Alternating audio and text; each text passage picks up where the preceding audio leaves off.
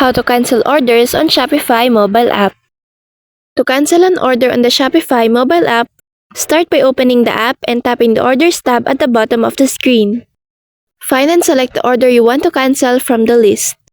Once you're in the order details, tap the More Actions button, usually represented by 3 dots in the upper right corner. Then select Cancel Order. You'll be asked to choose a reason for cancellation, which is optional but helps with record keeping. If the customer has already paid, you'll also have the option to refund the payment at the same time. Just make sure the refund amount is correct and matches the total or partial amount you're returning. You can also choose whether or not to restock the items if inventory is being managed. Once everything is confirmed, tap Cancel Order to finalize.